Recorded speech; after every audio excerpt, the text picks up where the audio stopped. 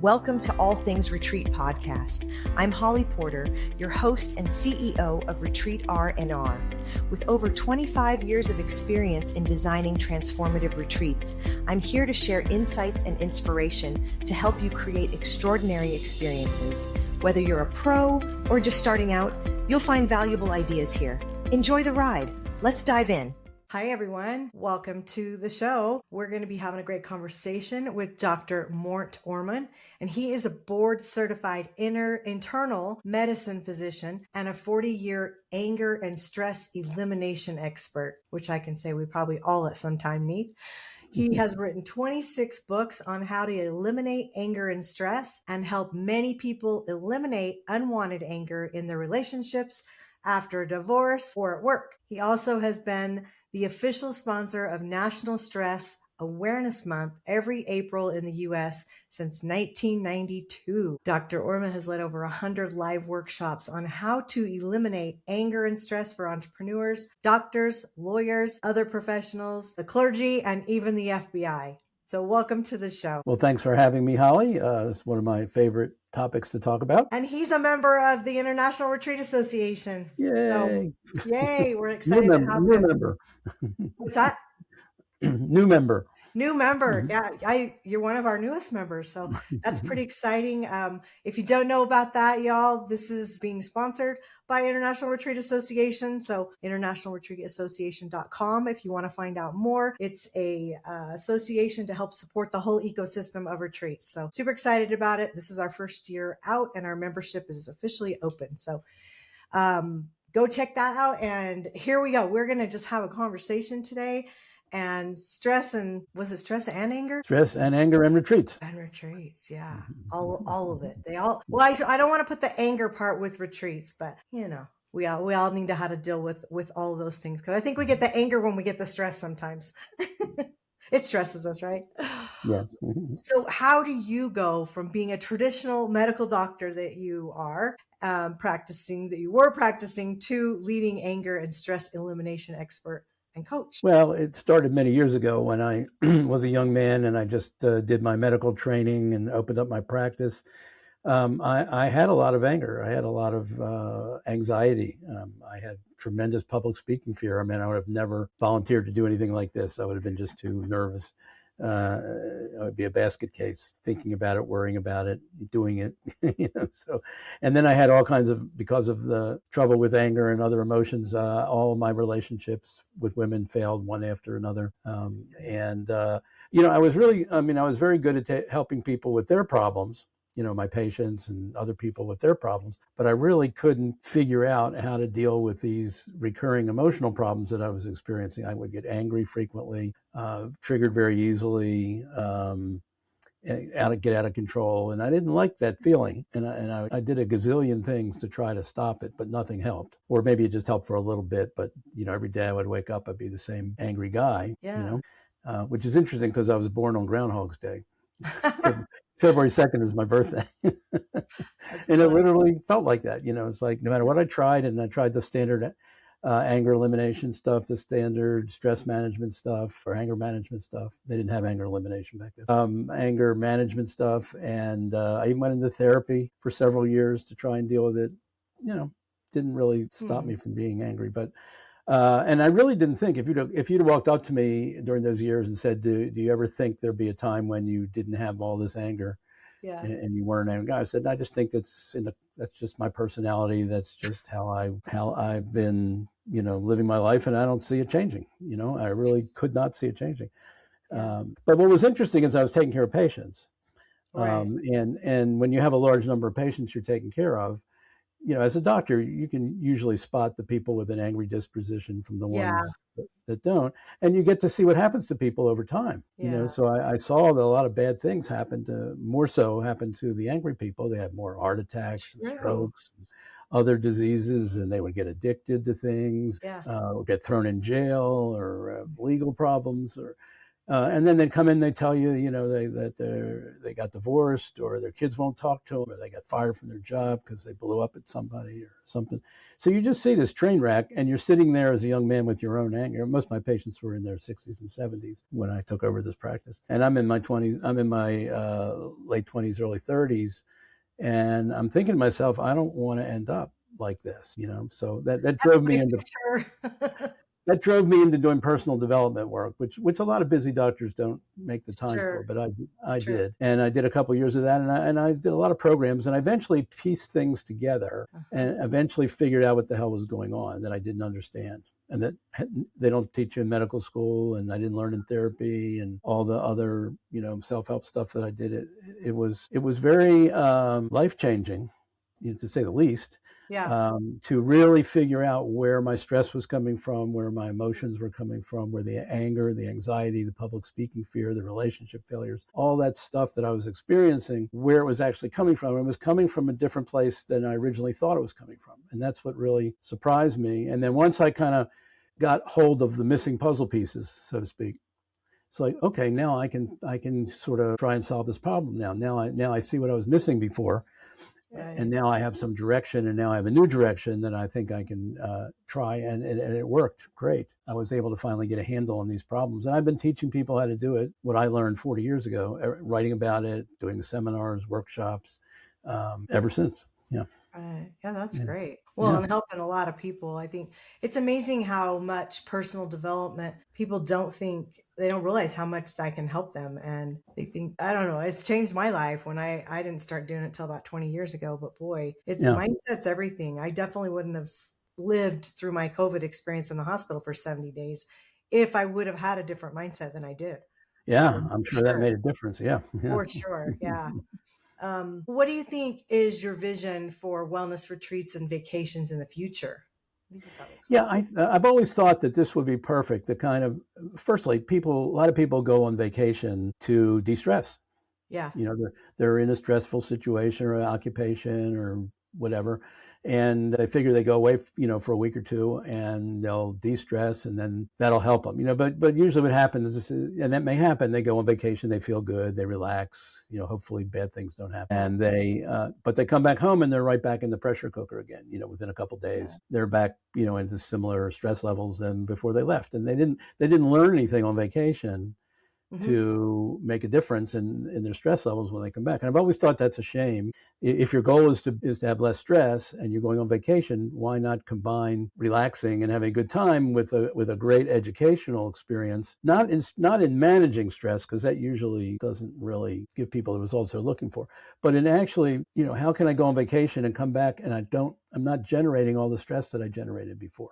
I learned while I was on vacation where my stress was coming from, how I was contributing to it specifically, so that I could, get my hands on the controls and turn it on and off whenever I wanted to. And I've always thought that was a missed opportunity, because, these principles aren't being taught in schools. They aren't being taught in traditional education, corporate education.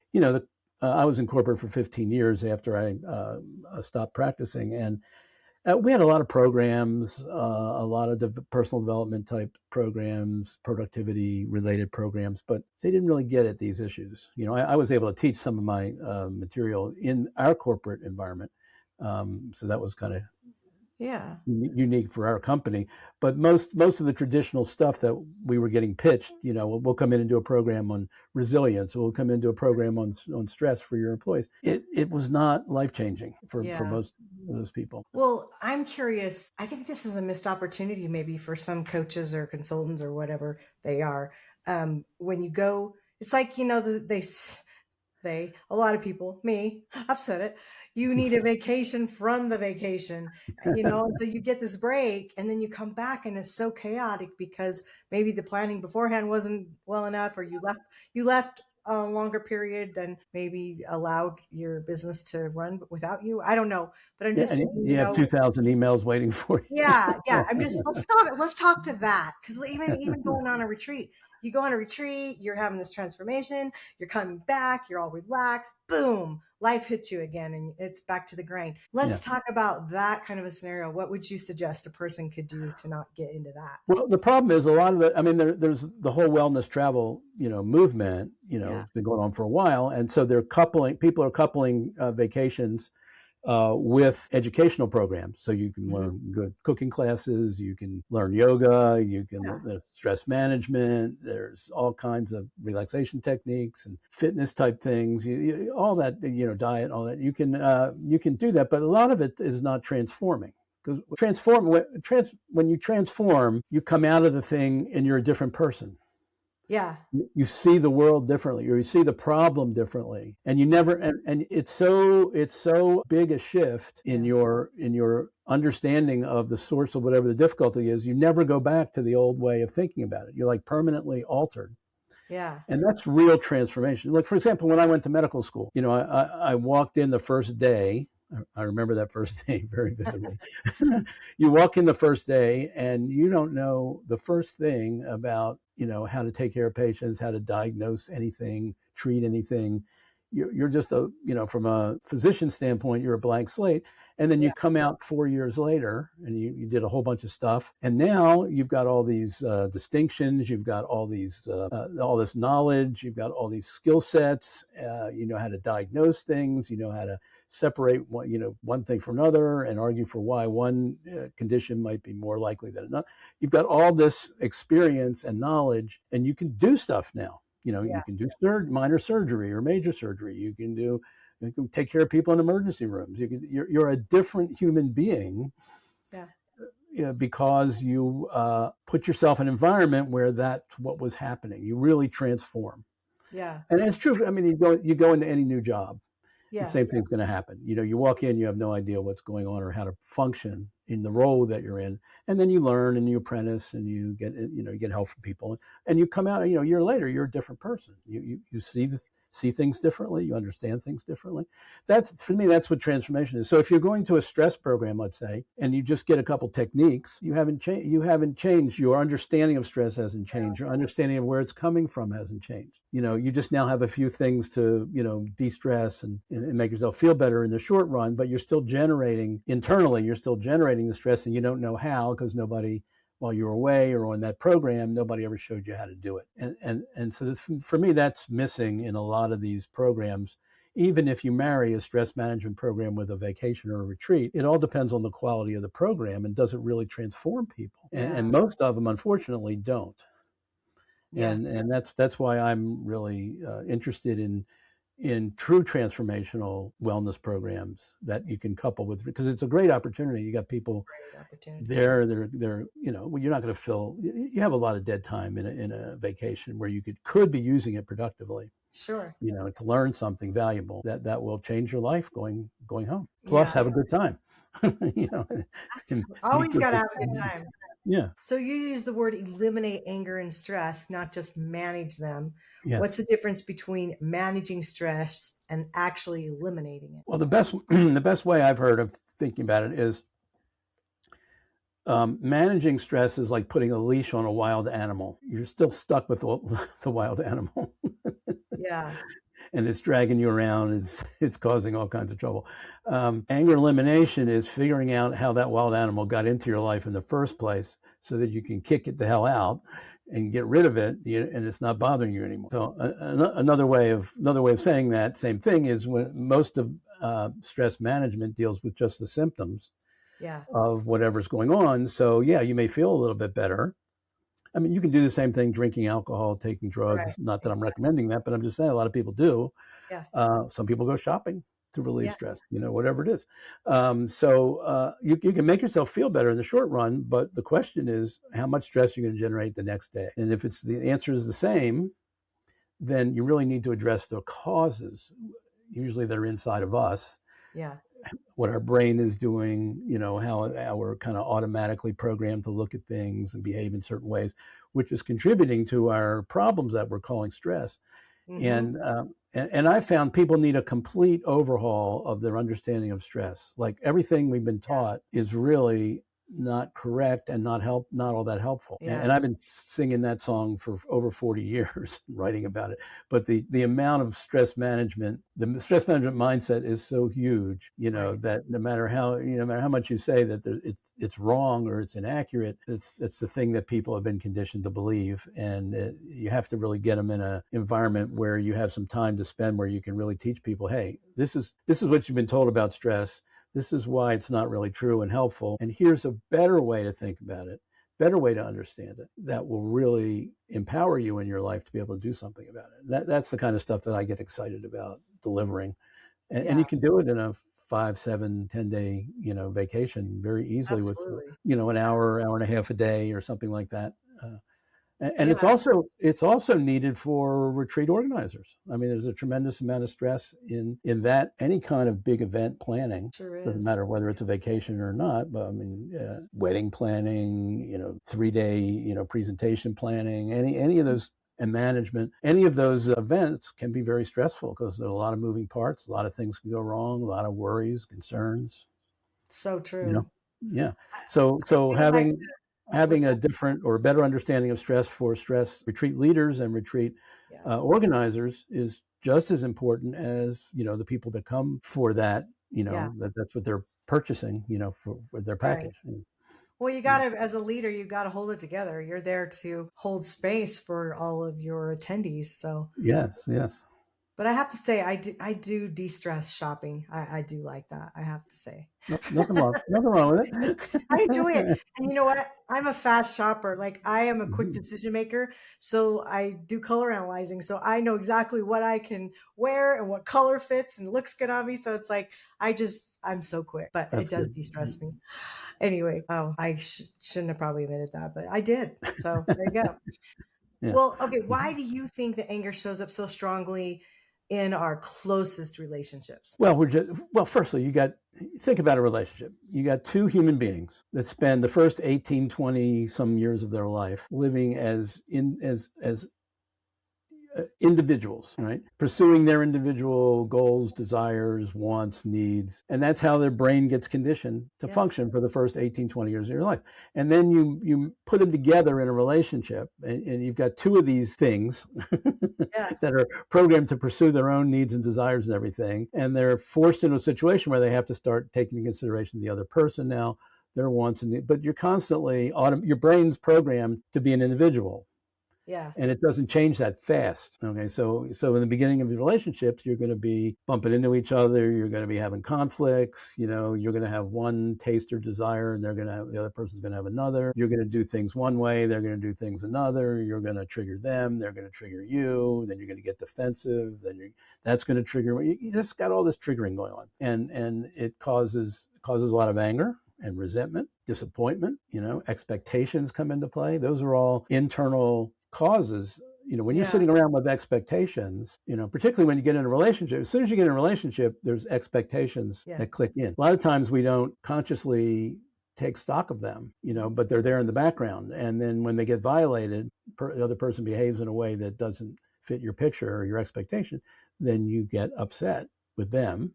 And then your feeling of love and admiration and respect for that person goes down a little bit, and then it keeps happening over and over again. It just keeps eroding. And then after a while, you're looking at that person and you forgot about why you were attracted to them in the first place. Yeah. And I think when you get to that point of no return, that's... Yeah. And it can get there. Yeah. Yeah. And it's hard to recover from that place. Yeah. It really is. Yeah. I mean, been there, done that. When you let it go that far. Yeah.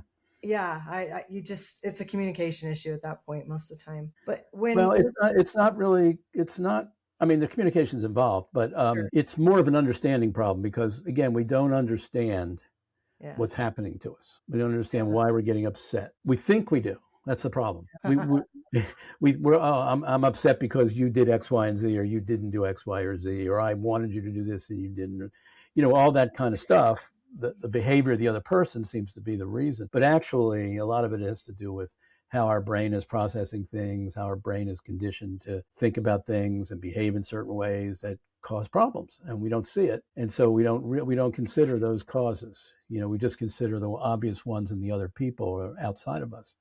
And that's part of the big transformation. When you really understand stress, you have to take your role into consideration. You can't pretend it doesn't exist, which is what most people do, you know. One of my mentors always told me, listen to understand. And I never quite, until now, I just was like, I didn't understand what that really meant. And it's like been a light bulb moment for me lately is, a lot of times we listen, a lot of times we think we're listening, and we're actually not listening to hear or understand. We're listening to figure out what we're going to say next, or what's the point that we want to make, or you know, when are they going to stop talking so I can say what I want to say? And you know, so we're really listening to what we want to do, and not to really just, hey, let me put all that aside for a few moments and just really be present with this person and really hear what they're saying, really hear where they're coming from, really just kind of really understand deeply, and then I can worry about what I want to say, or if I want to say anything, you know, or who knows what. But a lot of times our listening is not really good listening. Yeah, that's so true. Okay, you ready for some rapid fire? That's an example of an internal cause of a problem in a relationship, let's say, or a communication breakdown. It's internal. It's not so much external. It's how our brain just automatically puts us in that mode, and we don't often notice it, you know.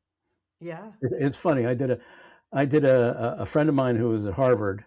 We were both internal medicine doctors into teaching people about stress. We got hired to do a weekend course for the ear, nose, and throat surgeons at Barnes Hospital in St. Louis, big famous hospital. Okay, so we had these 15 or so ear, nose, and throat surgeons who were forced to be there by their chief of the department. A lot of them didn't want to be there, but they were there, and so we were doing this doctor-patient communication thing, and we had this simple exercise where we paired them up, and we said you each get 2 minutes to talk, and we take turns, but the person who's listening cannot say anything. You have to wait until it's your turn. Then you get to talk for 2 minutes, and the other person listens for 2 minutes. So they did that simple exercise, and they all sort of had fun doing it. And then we debriefed afterwards about, well, did anybody have any insights? What'd you think of it? What'd you notice? And this one guy who was like one of the most irritated guys about having to be there, he raised his hand and he said, you know what? He said, I realized from this exercise,